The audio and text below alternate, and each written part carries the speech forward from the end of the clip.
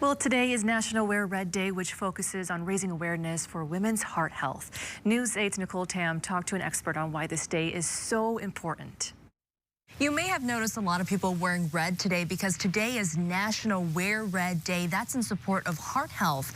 Cardiovascular disease is the leading cause of death for women. So we're going to talk about it and see what we can do to change that statistic. Joining us is Courtney Smith. She's the owner of Grand Primary Care PC. Thank you so much for your time this afternoon, Courtney.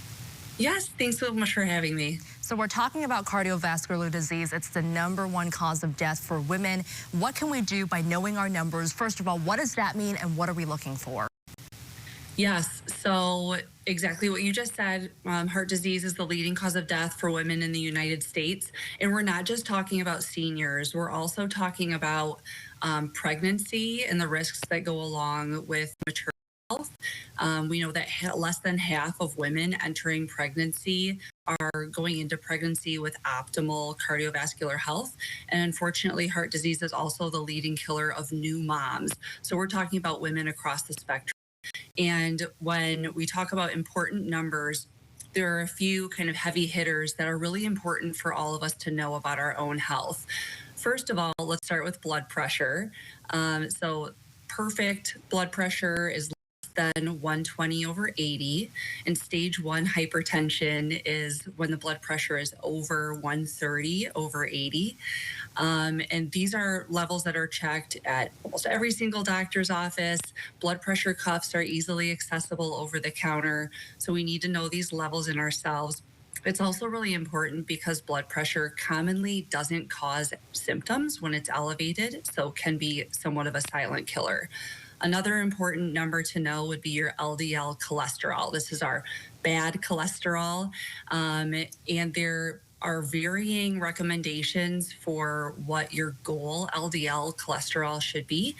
Really, the lower the better. So if someone is already at higher risk for heart disease because of other factors, like if they have diabetes, or have potentially already had a stroke or heart attack before, we set really aggressive goals for the LDL cholesterol, less than 70, sometimes even less than 55 in really high risk individuals. So it's important to talk to your provider about what their goal for your LDL cholesterol would be.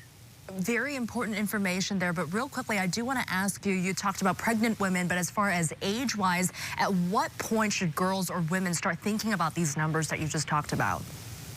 Yeah, so there are actually recommendations to screen children for cholesterol, for high cholesterol, if they have family history of elevated cholesterol, family history of heart disease, or if they have an elevated BMI. So this screening starts in childhood, and then transitioning from the pediatrician to your family provider or internal medicine provider. These are levels that should be discussed with your provider on a yearly basis. You don't always have to check them every single year for younger or lower risk individuals, but should at least be discussed about whether they need to be checked.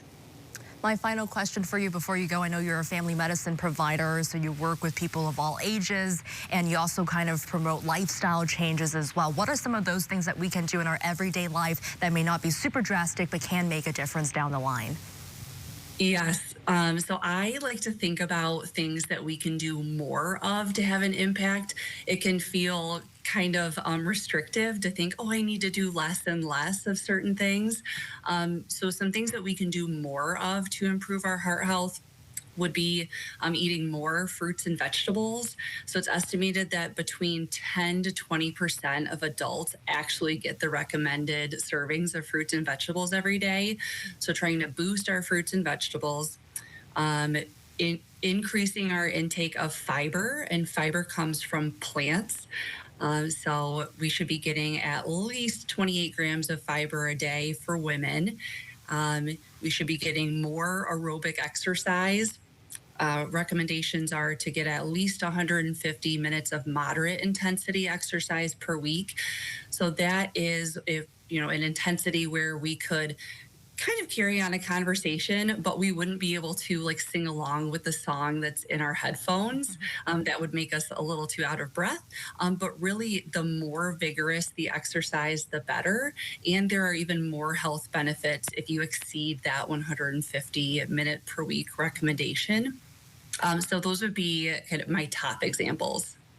I love it. Great things to think about as we go through. I see both of us are sporting our red colors in support of this movement. A lot to think about and things that we can do to make those big differences. Courtney Smith, thank you so much for your time this afternoon. Thanks again for having me.